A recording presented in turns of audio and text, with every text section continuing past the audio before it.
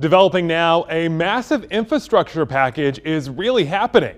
President Joe Biden just finished signing his $1.2 trillion bill into law. Let that sheer size of this sink in. It is a lot of zeros, a lot of money to come up with, but the White House and the Republican leaders both say your taxes will not be raised to pay for this. First, MarketWatch says more than half of this money is something that's already been budgeted and what the government would normally spend in infrastructure improvements. So really, Congress just has to cover the other $545 billion. About half of the new spending comes from repurposing used COVID relief funds. Another chunk comes from revenue-generating activities, like selling off part of the airwaves to cell phone companies.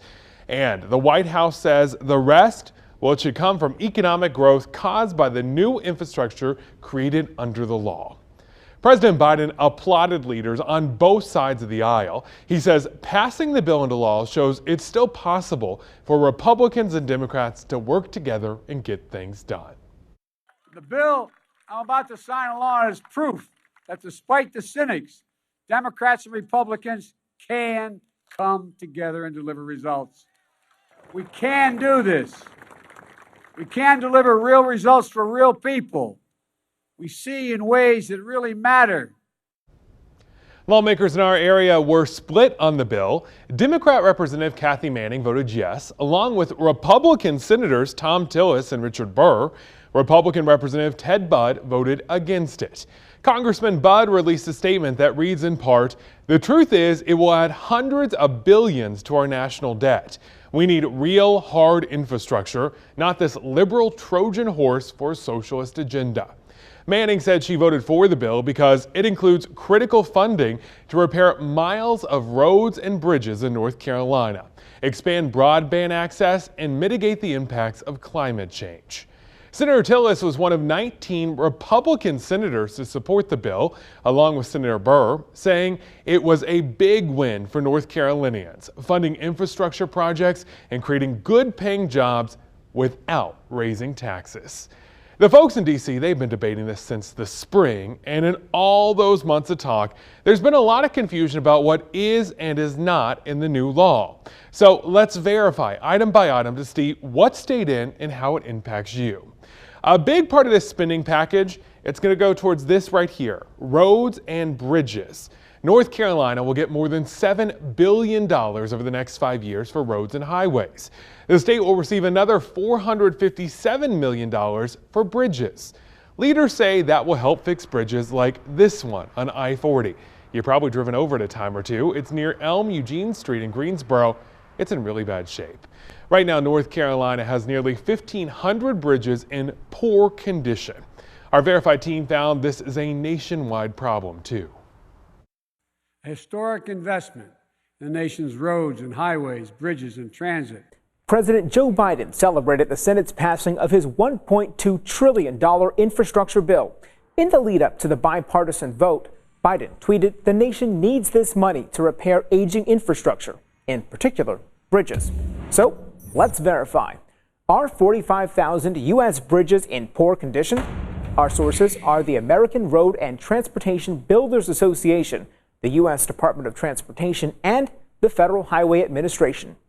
The president's statistic originates from DOT data that recorded 45,031 bridges in poor condition, equal to about 7% nationwide. That's based on ratings from the Federal Highway Administration, which scores bridges from 0 to 9. Anything less than 4 is considered poor. We then checked with the ARTBA. It confirms more than 45,000 are classified as structurally deficient or in poor condition, including 21% of West Virginia's, the most of any state. So it's true, there are 45,000 U.S. bridges in poor condition. Lots of work to be done. When you hear infrastructure, you normally think about that right there, bridges and roads, but that's not it. The law also says it includes broadband. The law is going to allocate $100 million to the state for broadband access. Senator Tillis says the package gives more than 420,000 North Carolinians access to the internet. Right now, only about 2/3 of the state has a broadband connection. In fact, we really see that especially when you compare the rural parts of the Triad to right here in the urban Guilford County. The NC Broadband Adaption Index says about 61% of Guilford County has access daily to high-speed internet. Up the street in Rockham County, that number drops all the way down to 29%. This created big issues during remote learning from the pandemic. Governor Cooper and North Carolina House Speaker Tim Moore said for months, fixing this issue should be a top priority. This extra money now will go a long ways towards achieving that goal. It will dramatically improve our rural broadband access so schools and businesses throughout North Carolina will have the tools they need to compete in the 21st century economy. President Biden has pushed for the country to use more electric vehicles, and the White House says inside this bill, North Carolina gets $109 million from the package to expand its electric vehicle network. The state can also apply for an additional $2.5 billion in grant funding. This is for things like the chargers. The push for electric vehicles led to a viral claim, though, that those cars really have a huge carbon footprint. Our Verify team dug into their environmental impact. The federal government and some states are offering incentives to drive sales of electric vehicles. But several Verify viewers sent us a post that keeps popping up online, claiming electric cars actually have a massive carbon footprint. There's a lot to unpack, so we're going to verify it line by line. Our sources are the U.S. Energy Department, the EPA, the Department of Transportation, car maker Renault, and David Checkle, a professor and electric vehicle expert at the University of Alberta. First, there's the claim that total fuel consumption of U.S. airlines is approximately 19 billion gallons annually. The Bureau of Transportation Statistics says it's true based on 2019 data, although it fell considerably during the pandemic. Next is the claim total fuel consumption for mining or for construction of electric car batteries is approximately 21 billion gallons annually, which is enough to build 250,000 electric car batteries. This is harder to prove because there's no single data source. However, Professor Checkle did some back-of-the-napkin math and estimated that would put the cost of raw materials in each car battery at more than $250,000.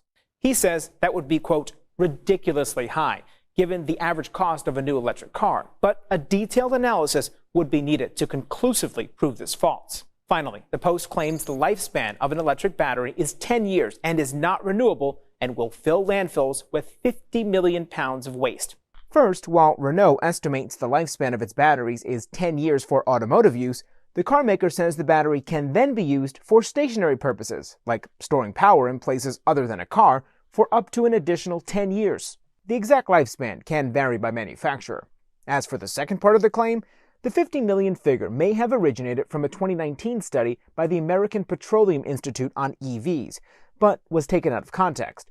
The authors were explaining how one recycling company processed 50 million pounds of batteries in 1 year and repurposed them.